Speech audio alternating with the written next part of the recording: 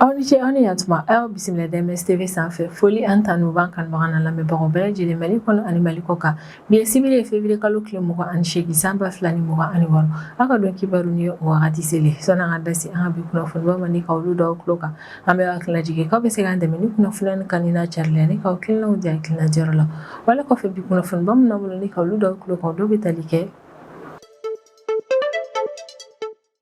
alamisa tɛmɛnen février kalo tile 26 su ne ka dugu jɛ juma na février kalo tile 27 san 2026 min yɛrɛ kɔni ye Prince Jalo ni ale ye dɔnkilidalaba dɔ ye an ka Mali jamana kɔnɔ na a yirala k'a fɔ ko ni maa kofɔlen yɛrɛ kɔni bɔtɔ banabaatɔ layɛ dɔ yɛrɛ kɔni na k'a nalen a ka so da yɛrɛ kɔni na ko maa ŋɔnɔ fɛntigi dɔ min yɛrɛ kɔni ma lakodɔn bɛ wagati min na fɔ ko bi ko kɔnɔna na marifa ci Prince Jalo yɛrɛ kɔni na f'a ka so da la Yirimajɔ quartier yɛrɛ kɔni kɔnɔna na min yɛrɛ kɔni ye Prince Jalo ye k'an bɛ wagati min na i n'a fɔ ko bi ale kɔni ka ɲɛnamaya tɛ danger la ko nka balen yɛrɛ kɔni y'a sɔrɔ a senna o kɛra sababu ye ni a kɔni jeli caman yɛrɛ kɔni bɔra wale min kɛra sababu ye ni jeli yɛrɛ kɔni juguyara kosɛbɛ.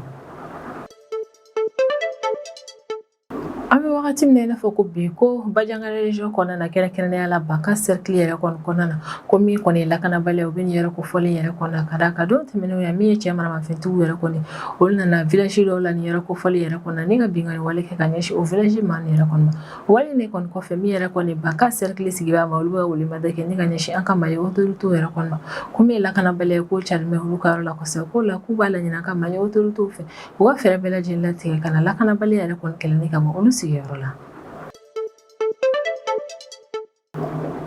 Wagati min na i n'a fɔ ko bi ko min yɛrɛ kɔni koro sigibaa maaw yɛrɛ kɔni k'olu kɔni bɛ degun kɔnɔna na ka d'a kan kabini février kalo tile 17 tɛmɛnen san 2026 min yɛrɛ kɔni koro sigibaa maaw ye k'olu kɔni bɛ dibi yɛrɛ kɔnɔna na ka d'a kan min yɛrɛ kɔni courant ye k'o tigɛ bɛn nin yɔrɔ kofɔlen na o la nin mɔgɔ nin yɛrɛ kɔni bɛ ka welemada kɛ ni ka ɲɛsin an ka Mali autorités ma k'u ka fɛɛrɛ bɛɛ lajɛlen latigɛ ni ka courant yɛrɛ kɔni di olu ma nin wagati min na i n'a fɔ ko bi. Yɛrɛ kɔni an ka Mali autorités sanga ani wagati olu bɛ fɛɛrɛ bɛɛ lajɛlen yɛrɛ kɔni latigɛ walasa ka se ka Mali jamana kɔnɔdenw bɛɛ lajɛlen lafiya f'u sigiyɔrɔ yɛrɛ kɔnɔna o ko hukumu yɛrɛ kɔnɔna ko min yɛrɛ kɔni an ka Mali furancɛ fanga ɲɛmaa ni o ye son excellence le général d'armée Assimi Goïta ye k'ale kɔni nana taa lycée public 2 yɛrɛ kɔni jɔ Kita région yɛrɛ kɔni kɔnɔna na k'o kɛ dɔ ye ni ka ɲɛsin nin région ma walasa denmisɛnnin kelen-kelenna bɛɛ lajɛlen yɛrɛ kɔni ka se ka kalan Kita région yɛrɛ kɔni kɔnɔna na wale min bɛ kɛ sababu ye ni Mali jamana kɔnɔdenw bɛɛ lajɛlen bɛ dalakɛ ni ɲɔgɔn ye kalanko ta fanfɛla la. K'a bɛ n'a fɔ an bɛ wagati min na i n'a fɔ ko bi min yɛrɛ kɔni CEDEAO ma olu bɛ fɛ ka fɛɛrɛ latigɛ CEDEAO ale ni AES olu k'u bolo di ɲɔgɔn ma walasa min yɛrɛ kɔni lakanabali ale ni banbaci wale k'aw kɛlɛ ka bɔ farafinna continent yɛrɛ kɔni kɔnɔna na o ko hukumu yɛrɛ de kɔnɔna alamisa tɛmɛnen février kalo tile 26 san 2026 min yɛrɛ kɔni ye CEDEAO ma yɛrɛ kɔni ka chef militaire olu tun bɛ ɲɔgɔn ye dɔ yɛrɛ kɔnɔna Sierra Leone jamana kɔnɔna na o ɲɔgɔn ye yɛrɛ de kɔni senfɛ min yɛrɛ kɔni ye CEDEAO yɛrɛ kɔni ka chef militaire olu kɔni y'a yira k'a fɔ ko walasa min yɛrɛ kɔni CEDEAO ma u ka se ka banbaci wale yɛrɛ kɔni kɛlɛ ko fɔ min ye CEDEAO ale ni AES jamanaw ye ni o ye Mali Burkina Faso ale Niger ko f'u k'u bolo di ɲɔgɔn ma ne ka jɛ ɲɔgɔn fɛ ka banbaci wale ale ni lakanabaliya yɛrɛ kɔni kɛlɛli ka bɔ farafinna continent kɔnɔna na. Ni États-Unis ale ni Iran olu bɛ ka fɛɛrɛ bɛɛ lajɛlen latigɛ ne ka kuma ɲɔgɔnya tɛmɛ o ɲɔgɔn cɛ la walasa fɔɲɔgɔnkɔ min bɛ jamana fila ni ɲɔgɔn cɛ la ka dankari o ko yɛrɛ kɔnɔna ko hukumu de la alamisa tɛmɛnen février kalo tile 26 san 2026 min yɛrɛ kɔni Iran ale ni États-Unis ka négociateur yɛrɛ kɔni olu bɛɛ lajɛlen taara Suisse jamana yɛrɛ kɔni kɔnɔna na walasa ka se ka kuma ɲɔgɔnya tɛmɛ o ɲɔgɔn cɛ la ka fɛɛrɛ latigɛ ni ka bɛnkan yɛrɛ kɔni sɔrɔ jamana fila ni ka fɔɲɔgɔnkɔ kɔnɔ ni kunnafoniba de b'an bolo kɔrɔ bi an bɛna minnu walawala o ye bidon kibaru kɔnɔna na. Alamisa tɛmɛnen février kalo tile 26 su ne ka dugu jɛ juma na février kalo tile 27 san 2026 min yɛrɛ kɔni Prince Jalo ni ale ye dɔnkilidalaba ye an ka Mali jamana kɔnɔna a yirala k'a fɔ ko nin don kofɔlen sufɛla yɛrɛ kɔnɔna ko binkani wale kɛra ni ka ɲɛsin nin kofɔlen yɛrɛ kɔnɔna ma a ka da yɛrɛ kɔnɔna ni o bɛ Yirimajɔ quartier kɔnɔna na ko nin don kofɔlen yɛrɛ kɔnɔna min ye Prince Jalo yɛrɛ kɔni ale tun bɔra a ka doyen yɛrɛ de kɔni fɛ yen ni o ye Cheikh Tidiane Seck yɛrɛ kɔni ko nin ma kofɔlen yɛrɛ kɔni kun man kɛnɛ o yɛrɛ de kɔnɔna min ye Prince Jalo yɛrɛ kɔni ale wulila ni ka taa ni maa kofɔlen yɛrɛ kɔni lajɛ a ka so Kalabankura quartier la Prince Jalo yɛrɛ kɔni nalen ni ka bɔ ni banabaatɔ in yɛrɛ kɔni filɛli yɔrɔ yɛrɛ de kɔni na a ka so a nan'a sɔrɔ a ka da la cɛ yɛrɛ kɔni kun sigilen don moto yɛrɛ kɔni ka cɛ min yɛrɛ kɔni kun fini finma yɛrɛ de kɔni kun bɛ a la ko cɛ kofɔlen yɛrɛ kɔni kunkolo kun bɛɛ lajɛlen datugulen don fini in fɛ ko cɛ in yɛrɛ kɔni kun bɛ ka Prince Jalo yɛrɛ kɔni kɔnɔ Prince Jalo ka so kɛrɛfɛla yɛrɛ kɔni na ko kabini a ye Prince Jalo yɛrɛ kɔni natɔ ye cɛ kofɔlen yɛrɛ kɔni marifa ci Prince Jalo yɛrɛ kɔni na ko min yɛrɛ kɔni ye Prince Jalo ye marifa in yɛrɛ kɔni cili ale kunna jara marifa in yɛrɛ kɔni kɔni a sen yɛrɛ kɔni sɔrɔ ko o yɛrɛ de kɔni kɛra sababu ni ma kofɔli yɛrɛ kɔni ma sa k'ali n'a sɔrɔ marifa in yɛrɛ kɔni cira ni ka ɲɛsin Prince Jalo sen yɛrɛ de kɔni ma ni a sen yɛrɛ kɔni joginna o n'a ta min Prince Jalo yɛrɛ kɔni ale sera ka boli ni ka bɔ marifa ci yɔrɔ in na ni ka taa dogo yɔrɔ dɔ yɛrɛ kɔni na o temps de kɔnɔna na maa min yɛrɛ kɔni fɛnɛ marifa yɛrɛ kɔni ci ni ma kofɔli la o fɛnɛ ye fɛrɛ latigɛ ni k'i yɛrɛ ɲini ka bɔ yɔrɔ in na teliya la Prince Jalo ale ni a kɛrɛfɛmɔgɔ minnu kun bɛ a kɛrɛfɛla la marifa in ci wagati yɛrɛ kɔni olu kulikanw yɛrɛ kɔni kɛra sababu ni sigiɲɔgɔn minnu yɛrɛ kɔni bɛ yɔrɔ ninnu na olu fɛnɛ bɔra sigiɲɔgɔn ninnu yɛrɛ kɔni bolila joona ni ka na Prince Jalo yɛrɛ kɔni sen lajɛ u sɔrɔla ka fara ɲɔgɔn kan ni ka nin ma kofɔli yɛrɛ kɔni ta teliya la ni ka taa n'a ye u kɛrɛfɛ kiliniki dɔ yɛrɛ kɔni na walasa ma kofɔli ni furakɛli min ka kan o ka se ka d'a kan teliya la Prince Jalo yɛrɛ kɔni talen dɔgɔtɔrɔso yɛrɛ kɔni na dɔgɔtɛriw yɛrɛ kɔni furakɛli min kɛ n'u ka furakɛliw yɛrɛ kɔni na u bɔra ni jaabi min yɛrɛ kɔni o y'a yira k'a fɔ ko marifa in yɛrɛ kɔni sera yɔrɔ min yɛrɛ kɔni ma ko yɔrɔ gɛlɛman yɛrɛ kɔni don ko yɛrɛ de kɔni na jeli in yɛrɛ kɔni ka jugu dɔɔni ko nka o n'a ta o ta min yɛrɛ kɔni ye Prince Jalo ye k'ale ka vie yɛrɛ kɔni tɛ danger la an bɛ wagati min na i n'a fɔ ko bi wale min kɛra lafiyaba yɛrɛ kɔni Prince Jalo kɛrɛfɛmaw ale ni a kanubagaw bɛɛ lajɛlen bolo kan kɔni bɛ wagati min na i n'a fɔ ko bi maa min yɛrɛ kɔni kayara ne ka taa fɔ k'a bɛ Prince Jalo yɛrɛ kɔni faga o kɔni ma ye fɔlɔ wa wale min yɛrɛ kɔni kɛra sababu ni ma kofɔlen ale kariyara fɛnɛ ne ka marifa ta k'a fɔ k'a bɛna na Prince Jalo yɛrɛ kɔni faga olu si yɛrɛ kɔni ma dɔn an bɛ wagati min na i n'a fɔ ko bi ko nka min yɛrɛ kɔni ye sɛgɛsɛgɛli baara yɛrɛ kɔni ko bɛ sɔn ka daminɛ don n'a nataw yɛrɛ kɔni na walasa ka se ka fɛɛrɛ latigɛ maa min yɛrɛ kɔni ni wale jugu in ta ne ka ɲɛsin Prince Jalo yɛrɛ kɔni ma ka se ka o tigi yɛrɛ kɔni dɔn walasa ale ɲɛ kelen ka kan o ka se ka d'a kan don n'a nataw yɛrɛ kɔni na nin yɔrɔ in yɛrɛ kɔni na an bɛ nɔgɔya da duwawu yɛrɛ de kɔni kɛ ne ka ɲɛsin Prince Jalo yɛrɛ kɔni ma an bɛ wagati min na i n'a fɔ ko bi an bɛ wagati min na i n'a fɔ ko bi ko Bajangara région yɛrɛ kɔni kɔnɔna na localité caman yɛrɛ kɔni bɛ yen nɔ min ye lakanabaliya ye o kɔni bɛ ka cari o localité ninnu na a yirala k'a fɔ ko araba tɛmɛnen février kalo tile 25 san 2026 wulafɛla nɛgɛ kanɲɛ 17 wagati ko cɛ maramafɛntigi dɔw minnu ma lakodɔn an bɛ wagati min na i n'a fɔ ko bi olu kɔni taara binkani wale kɛ ne ka ɲɛsin Dugara village maaw yɛrɛ kɔni ma ni nin yɛrɛ kofɔlen in bɛ Subala commune de kɔnɔna na ni o bɛ tali kɛ Banka cercle la ni nin yɔrɔ nin bɛɛ lajɛlen yɛrɛ kɔni bɛ Bajangara région yɛrɛ de kɔni kɔnɔna na ko ni cɛ maramafɛntigi minnu yɛrɛ kɔni taara ni attaque kofɔlen yɛrɛ kɔni kɛ Dugara village yɛrɛ kɔni kɔnɔna na attaque yɛrɛ kɔni kɔnɔna na bilami yɛrɛ kɔni bɔr'o la an bɛ wagati min na i n'a fɔ ko bi o kɔni ma cari ni ka bɔ source maaw yɔrɔ la nka Dugara sigibaa maaw kɔni y'a yira k'a fɔ k'an bɛ wagati min na i n'a fɔ ko bi k'olu jɔrɔn bɛ u sigiyɔrɔ la kosɛbɛ ka d'a kan min kɔni ye lakanabaliya ye ko bɛ ka cari o yɔrɔ ninnu na yanni attaque yɛrɛ kɔni ka taa kɛ Dugara village yɛrɛ kɔni kɔnɔna na tile damadɔni ka kɔn o ɲɛ kɛrɛnkɛrɛnnenya la février kalo tile 21 tɛmɛnen san 2026 ko cɛ maramafɛntigi dɔw yɛrɛ kɔni fɛnɛ taara binkani wale kɛ ne ka ɲɛsin Kani Bonzo village sigibaa maaw yɛrɛ kɔni ma ko cɛ maramafɛntigi minnu yɛrɛ kɔni taara ni binkani wale kɛ ne ka ɲɛsin ni village maa yɛrɛ kɔni ma ko binkani wale yɛrɛ kɔni ma to kɔlɔlɔ ta ye ka d'a kan binkani wale yɛrɛ kɔni kɔnɔna na maa 3 bɔnɛna ani na maa 2 joginna ko wa cɛ maramafɛntigi nin yɛrɛ kɔni tilalen u ka wale jugu nin yɛrɛ kɔni na u ye village maa ninnu ka bagan caman yɛrɛ kɔni minɛ ni ka boli n'olu ye ni wale jugu minnu yɛrɛ kɔni bɛ ka kɛ Banka cercle kɔnɔna na an bɛ wagati min na i n'a fɔ ko bi o bɛ ka kɛ sababu ye ne ka Bajangara sigibaa maaw yɛrɛ kɔni kamana gan kosɛbɛ u sigiyɔrɔw la o de kɔnɔ u bɛ ka welemada kɛ ne ka ɲɛsin an ka Mali autorité yɛrɛ kɔni ma ko ka sanga ni lakanabaliya yɛrɛ kɔni carili ye olu ka yɔrɔw yɛrɛ kɔni na k'u b'a laɲini an ka Mali autorité fɛ autorité ka fɛɛrɛ bɛɛ lajɛlen lasegin ni k'u cɛsiri walasa ka se ka taa olu ka yɔrɔ yɛrɛ kɔni lakana cogo min olu bɛ se k'u ka ɲɛnamaya yɛrɛ kɔni kɛ lafiya hakilisigi ani lakana yɛrɛ kɔni kɔnɔna na an bɛ wagati min na i n'a fɔ ko bi k'an ka jamana yɔrɔ dɔw yɛrɛ kɔni bɛ yen nɔ olu bɛ dibi yɛrɛ kɔni na a bɛ tile caman kuntagala yɛrɛ kɔni bɔ koro sigibaa maaw yɛrɛ kɔni y'a yira k'a fɔ ko kabini février kalo tile 17 tɛmɛnen san 2026 ko courant tɛ olu ka yɔrɔ yɛrɛ kɔni na wali min bɛ ka kɛ sababu ye ni ka olu yɛrɛ kɔni bila dibi kɔnɔna na kabini don in na ni o bɛ dɔgɔkun kelen de ma an bɛ wagati min na i n'a fɔ ko bi koro sigibaa maa yɛrɛ kɔni ka kɔrɔfɔla ko ni situation yɛrɛ kɔni dabɔra tajimafɛn ko dɛsɛ yɛrɛ de kɔni na olu ka yɔrɔ la ka d'a kan kabini wagati min na i n'a fɔ ko bi ko koro village yɛrɛ kɔni kɔnɔna na tajimafɛn tɛ yen nɔ ni ka kɛ centrale yɛrɛ kɔni na walasa courant bɛ se ka di olu ma u sigiyɔrɔw la o yɛrɛ de kɔni na min ye koro sigibaa maaw yɛrɛ kɔni u bɛ ka welemada kɛ ne ka ɲɛsin an ka Mali autorité ma ko b'a laɲini an ka Mali autorité yɛrɛ kɔni fɛ k'an ka Mali autorité ka fɛɛrɛ bɛɛ lajɛlen yɛrɛ kɔni latigɛ walasa ka se ka solution yɛrɛ kɔni sɔrɔ ni courant ko dɛsɛ in yɛrɛ kɔni na olu ka yɔrɔ la ka d'a kan ko nin y'a dɔgɔkun kelen yɛrɛ de kɔni olu bɛ dibi yɛrɛ kɔni kɔnɔna na u sigiyɔrɔw la an bɛ wagati min na i n'a fɔ ko bi min yɛrɛ kɔni an ka Mali autorité olu cɛsirilen don ka fɛɛrɛ bɛɛ lajɛlen latigɛ walasa min yɛrɛ kɔni an ka Mali jamana kɔnɔdenw ye olu ka se ka taga école la jamana fantan a 4 bɛɛ lajɛlen na ko don n'a nataw yɛrɛ kɔni na ko Kita région maaw yɛrɛ kɔnɔna na garisigɛ lycée public belebeleba 2 yɛrɛ kɔnɔna na ni lycée kelen o bɛna na kɛ Sebekɔrɔ localité la lycée 2 o kɔni na kɛ urbain yɔrɔ yɛrɛ de kɔnɔna na ko don n'a nataw yɛrɛ kɔni na ni lycée public min yɛrɛ kɔnɔna na jɔ Sebekɔrɔ localité yɛrɛ kɔnɔna ko lycée yɛrɛ kɔnɔna na jɔ hectare 15 de kɔnɔna na ko lycée min yɛrɛ kɔnɔna na jɔ kita urbain yɔrɔ yɛrɛ kɔnɔna ko bɛna kɛ hectare 5 yɛrɛ de kɔnɔna na. Ko tarata tɛmɛnen février kalo tile 24 hali ni araba février kalo tile 25 san 2026 min yɛrɛ kɔni an ka Mali autorité olu kɔni taara kita région yɛrɛ kɔnɔna na walasa u bɛna yɔrɔ minnu yɛrɛ kɔni sugandi kɛrɛnkɛrɛnnenya la ka lycée yɛrɛ kɔni jɔ yen nɔ ka taa o choix ninnu bɛɛ lajɛlen kɛ. An ka Mali autorité ye mission min yɛrɛ kɔni ye ni ka taa kita région kɔnɔna na walasa u bɛna taa lycée ninnu jɔ yɔrɔ minnu yɛrɛ kɔnɔna ka se ka o yɔrɔ ninnu yɛrɛ kɔni dɔn. A yɛlɛ k'a fɔ ko mission yɛrɛ kɔni kun ɲɛmɔgɔlen kun don kita académie d'enseignement directeur yɛrɛ de kɔni fɛ. Ko ani ma kofɔlen yɛrɛ kɔni kun accompagner kun don délégation ba dɔ yɛrɛ kɔnɔna ni o délégation ba nin yɛrɛ kɔnɔna inspecteur technique b'o la autorité administrative autorité politique fo ka taa se service technique locaux yɛrɛ kɔnɔna olu bɛɛ lajɛlen yɛrɛ de kɔni kun bɛ délégation yɛrɛ kɔnɔna walasa donna nataw yɛrɛ kɔnɔna kita région yɛrɛ kɔnɔna lycée public belebeleba 2 minnu yɛrɛ kɔnɔna na jɔ ka se ka taa o jɔyɔrɔ ninnu yɛrɛ kɔni sugandi. Kita région maaw yɛrɛ kɔnɔna na garisigɛ ni lycée belebeleba 2 minnu yɛrɛ kɔnɔna a yirala k'a fɔ ko lycée nin yɛrɛ kɔni dɔ yɛrɛ kɔni kɛra an ka Mali furancɛ fanga ɲɛmaa de fɛ ni o ye son excellence le général d'armée Assimi Goïta n'an bɛ wagati min na i n'a fɔ ko bi min yɛrɛ kɔni furancɛ fanga ɲɛmaa ale bɛ ka yira maliden bɛɛ lajɛlen la k'a fɔ ko Mali jamana kɔnɔden kelen-kelenna bɛɛ lajɛlen ni kalan yɛrɛ kɔni ka kan ko yɛrɛ de kɔnɔna jamana fantan naani bɛɛ lajɛlen na écolesow bɛ taa jɔ cogo min écoledenw yɛrɛ kɔni bɛ se ka kalan f'u sigiyɔrɔw la.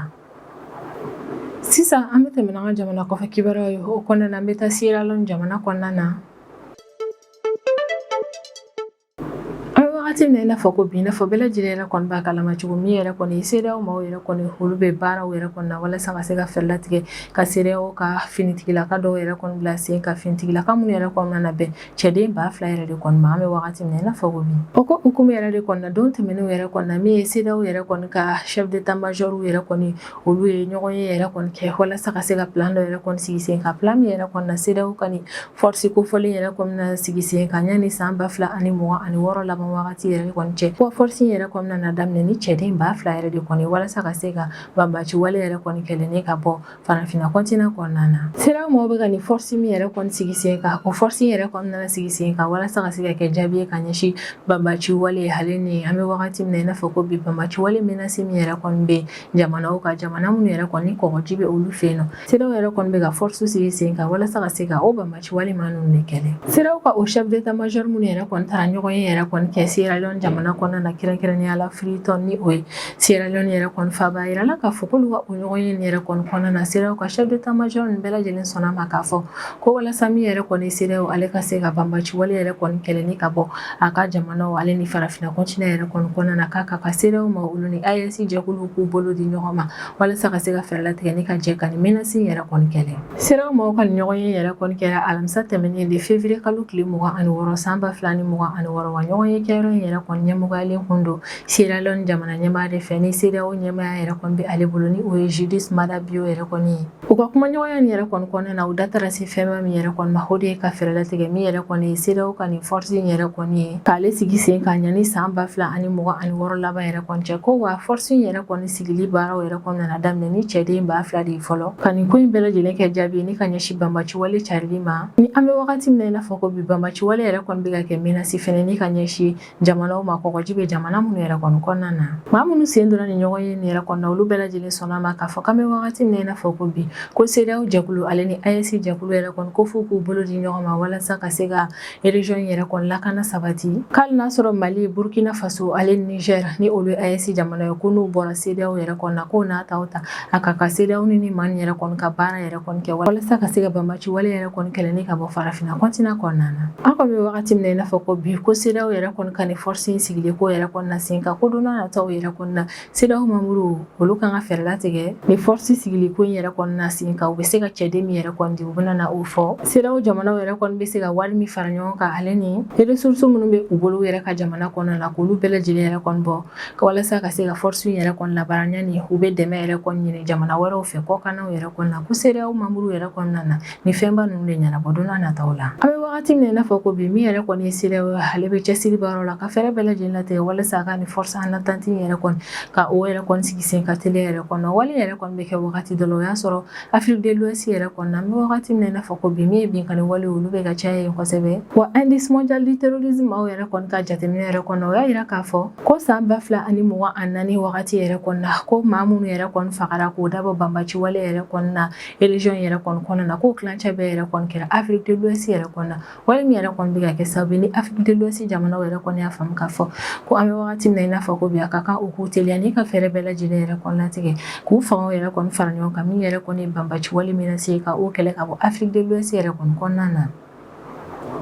Alamisa tɛmɛnen février kalo tile 26 san 2026 min yɛrɛ kɔni Iran ale ni États-Unis yɛrɛ kɔni olu ye kumaɲɔgɔnya wɛrɛw yɛrɛ kɔni tɛmɛ u ni ɲɔgɔn cɛ la Suisse jamana yɛrɛ kɔni kɔnɔna na walasa ka se ka fɛɛrɛ bɛɛ lajɛlen latigɛ fɔɲɔgɔnkɔ min bɛ jamana fila ni ɲɔgɔn cɛ la ka dankari o fɔɲɔgɔnkɔ in na ni bɛnkan yɛrɛ kɔni sɔrɔli ye u ka kɛlɛ in na ni kumaɲɔgɔnya min yɛrɛ kɔni bɛ ka tɛmɛ Iran ale ni États-Unis yɛrɛ kɔni ɲɔgɔn cɛ la o kumaɲɔgɔnya yɛrɛ kɔni kɛkun de ye walasa États-Unis ni Iran bɛ fɛn min yɛrɛ kɔni kɔnɔna ni o de ye bɛn t'u ni ɲɔgɔn cɛ u tɛ kɛlɛ fɛnɛ na min ye jamana fila ni u bɛ fɛ ka fɛɛrɛ latigɛ ni ka bɔ o ko in kɔnɔna na teliya la min yɛrɛ kɔni États-Unis ale bɛ fɛ ka fɛɛrɛ latigɛ ni ka bɛnkan sɛbɛn dɔ yɛrɛ kɔni tɛmɛ ani Iran ɲɔgɔn cɛ la bɛnkan sɛbɛn min yɛrɛ kɔni kɔnɔna na États-Unis bɛ garanti yɛrɛ kɔni sɔrɔ k'a fɔ ko min yɛrɛ kɔni Iran k'a tɛna na arme nucléaire dilanni ka di a yɛrɛ ma wa kabini san 2026 janvier kalo wagati Iran ale fara États-Unis kan o bɛɛ lajɛlen bɛ ka yira k'a fɔ k'o bɛɛ lajɛlen pɛrɛnnen don kumaɲɔgɔnya tɛmɛli la u ɲɔgɔn cɛ la nin ko in na wa jamana fila ni bɛɛ lajɛlen fɛnɛ bɛ ka yira k'a fɔ fɛnɛ ko ni kumaɲɔgɔnya yɛrɛ kɔni fɛnɛ ma ɲɛ ko n'a kɛra kɛlɛko yɛrɛ kɔni k'u fila bɛɛ pɛrɛnnen don kɛlɛ yɛrɛ kɔni kɛlɛla nin ko in na an bɛ wagati min na i n'a fɔ ko bi min yɛrɛ kɔni Iran ni États-Unis yɛrɛ kɔni olu bɛ ka kumaɲɔgɔnya tɛmɛ u ɲɔgɔn cɛ la o bɛ kɛ wagati dɔ la o y'a sɔrɔ jamana fila ni cɛ jɛ yɛrɛ kɔni man di hakili la jiginna février kalo tile 19 tɛmɛnen san 2026 min yɛrɛ kɔni États-Unis jamana ɲɛmaa ni o ye Donald Trump ale bɛ ultimatum yɛrɛ kɔni di Iran ma ka Iran yɛrɛ kɔni menacer k'a bɛ tile 10 ka taa tile 15 bonya kɔ k'a bɛ o dɔrɔn de di Iran ma o tile 10 ka taa o tile 15 yɛrɛ kɔni kɔnɔna na min ye Donald Trump ale bɛna a lajɛ n'a sɔrɔ bɛnkan sɛbɛn bɛ se ka tɛmɛ Iran ale ni États-Unis ni ɲɔgɔn cɛla la walima n'a sɔrɔ min yɛrɛ kɔni États-Unis fo ale k'a ka kɛlɛkɛcɛw bila ka taa Iran jamana kɔnɔna na walasa min yɛrɛ kɔni Iran ale k'a ka ko ninnu dabila Donald Trump kɔni y'a yira k'a fɔ k'a bɛ tile 10 ka taa tile 15 kɔnɔna na k'a b'o temps yɛrɛ dɔrɔn de di Iran yɛrɛ kɔni ma wa yanni Iran ale ni États-Unis ka nin kumaɲɔgɔnya nin yɛrɛ kɔni daminɛ u ɲɔgɔn cɛ la min yɛrɛ kɔni ye États-Unis vice président yɛrɛ kɔni ni o ye JD Vance ale kɔni bɛ ladilikan di Iran yɛrɛ kɔni ma k'an bɛ wagati min na i n'a fɔ ko bi ko États-Unis bɛ ka menace minnu kɛ ni ka ɲɛsin Iran yɛrɛ kɔni ma ko Iran yɛrɛ kɔni ka o menace ninnu yɛrɛ kɔni ta sɛbɛn la a yɛrɛ k'a fɔ ko alamisa tɛmɛnen de février kalo tile 26 san 2026 ko États-Unis ale ni Iran ka maaw yɛrɛ kɔni ye discussion daminɛ u ɲɔgɔn cɛ la k'u ka négociation yɛrɛ kɔni kumaw kun ka ca kosɛbɛ Iran ka ministre des affaires étrangères yɛrɛ kɔni ka kuma lasela ka kɔrɔfɔ la ale kɔni y'a yira k'a fɔ ko nin don kofɔli in na ko kumaɲɔgɔnya min tɛmɛna jamana fila ni ɲɔgɔn cɛ la ko kumaɲɔgɔnya nin bɛɛ lajɛlen yɛrɛ kɔni kɛra ni proposition kɛrɛnkɛrɛnnenw de bɔli jamana fila ni bɛɛ lajɛlen yɔrɔ la k'an bɛ wagati min na i n'a fɔ ko bi min yɛrɛ kɔni États-Unis ale bɛ fɛ ka fɛɛrɛ latigɛ ka bɛnkan sɛbɛn dɔ yɛrɛ kɔni sɔrɔ Iran bolo bɛnkan sɛbɛn min yɛrɛ kɔni bɛ kɛ sababu ni ka Iran yɛrɛ kɔni bali arme nucléaire dilanni na nka min dun yɛrɛ kɔni Iran ale kɔni y'a yira k'a fɔ k'a yamaruya yɛrɛ kɔni bɛ ale Iran yɛrɛ kɔni bolo ni ka arme nucléaire civile yɛrɛ kɔni dilan a yɛrɛ ye i n'a fɔ traité de non prolifération des armes nucléaires yɛrɛ kɔni b'o fɔ cogo min ni o charte yɛrɛ kɔni na min ye Iran ale bolo n'o yɛrɛ kɔni bɛ o sɛbɛn na wa o membre dɔ fɛnɛ don arme nucléaire ko fɛnɛ yɛrɛ kɔni kɔfɛ a yirala k'a fɔ ko Iran ale ni États-Unis ka kumaɲɔgɔnya nin yɛrɛ kɔni kɔnɔna na k'u bɛ ka kuma fɛn wɛrɛ kan ni o de ye Iran ka programme balistique yɛrɛ kɔni ko wa ni Iran ka ni programme balistique yɛrɛ kɔni fɛnɛ bɛ ka kɛ sababu ye ni ka fɔɲɔgɔnkɔ yɛrɛ kɔni tɛmɛ Iran ale ni États-Unis ni ɲɔgɔn cɛ la u ka kumaɲɔgɔnya kɛ yɔrɔ in na nka min yɛrɛ kɔni Iran ka ministre des affaires étrangères ni o ye Abbas Araghchi yɛrɛ kɔni ale hakili sigi kuma fɔ k'a yira k'a fɔ ko olu ni États-Unis yɛrɛ kɔni na ni kumaɲɔgɔnya min yɛrɛ kɔni na Suisse jamana yɛrɛ kɔni kɔnɔna na k'u bɛna na kuma Iran ka arme nucléaire ko dɔrɔn de kan o wale in dun yɛrɛ kɔni fɛnɛ man di États-Unis ka d'a kan États-Unis bɛ fɛ ka fɛɛrɛ latigɛ min yɛrɛ kɔni Iran ka programme balistique ye ka kumaɲɔgɔnya tɛmɛ ani Iran ɲɔgɔn cɛ la o ko fɛnɛ kan Donald Trump ni ale de États-Unis jamana ɲɛmaa ale kɔni ka kɔrɔfɔ la k'an bɛ wagati min na i n'a fɔ ko bi ko min yɛrɛ kɔni Iran ale kɛn bɛ ni ka missile belebeleba dɔw yɛrɛ kɔni dilan missile minnu yɛrɛ kɔni bɛ se ka kɛ menace ni ka ɲɛsin Europe ale ni États-Unis ka base militaire ma ko wa o si yɛrɛ kɔni ma Iran yɛrɛ kɔni bɔ k'alisa Iran bɛ fɛɛrɛ latigɛ la ni ka arme jugumanbaw yɛrɛ kɔni dilan don n'a nataw la arme minnu yɛrɛ kɔni bɛ se ka fili k'i to Iran jamana kɔnɔna na fo ka taa États-Unis yɛrɛ kɔni jamana kɔnɔna na ko dun yɛrɛ kɔni ye menace États-Unis yɛrɛ kɔni ma bɛ wagati min na i n'a fɔ ko bi o de la min yɛrɛ kɔni États-Unis ale bɛ fɛ ani Iran ka kumaɲɔgɔnya yɛrɛ yɛrɛ kɔnɔ na o da ka se Iran ka programme balistique fɛnɛ ma. Donald Trump kɛlen ni ka Iran yɛrɛ kɔni accusé ni fɛn ba nin yɛrɛ kɔnɔ na min Iran ma olu bɔra ni ka Donald Trump yɛrɛ kɔni ka nin kuma yɛrɛ kɔni nkalontigiya k'a yira k'a fɔ k'an bɛ wagati min na i n'a fɔ ko bi ko Iran yɛrɛ kɔni bɛ ka missile minnu yɛrɛ kɔni dilan missile yɛrɛ kɔni bɛ se ka fili ka taa fo kilomètre 2000 dɔrɔn yɛrɛ de kɔnɔ na. Nka kɔni bɛ wagati min na i n'a fɔ ko bi jamana fila nin yɛrɛ kɔni bɛ kuma ɲɔgɔnya la Suisse jamana yɛrɛ kɔni kɔnɔna na walasa ka se ka bɛnkan yɛrɛ kɔni sɔrɔ u ka fɔɲɔgɔnkɔ in yɛrɛ kɔnɔ na min ye Iran fo ka taa se États-Unis olu bɛɛ lajɛlen kɔni y'a yira k'a fɔ k'a ka d'u ye u ka se ka bɛnkan sɔrɔ u ka nin fɔɲɔgɔnkɔ in yɛrɛ kɔnɔ na wa jamana fila nin fɛnɛ y'a yira k'a fɔ ko ni bɛnkan yɛrɛ kɔni fɛnɛ ma ɲɛnabɔ yɛrɛ kɔni k'u pɛrɛnnen don kɛlɛ yɛrɛ kɔni fɛnɛ na u ni ɲɔgɔn cɛ la min wagati min na i n'a fɔ ni ne bɛ dan sigi an ka bidon kibaru la an b'an kanubaga n'a lamɛnbagaw bɛɛ lajɛlen fo Mali kɔnɔ ani Mali kɔ kan an bɛ hakilina jigin k'aw bɛ se k'an dɛmɛ ni kunnafoniya kan ni n'a carili ani k'aw hakilinaw di hakilina jara la wale kɔfɛ an b'a fɔ ɲɛna ko aw k'an bɛn a ɲɔgɔnna wɛrɛ ma.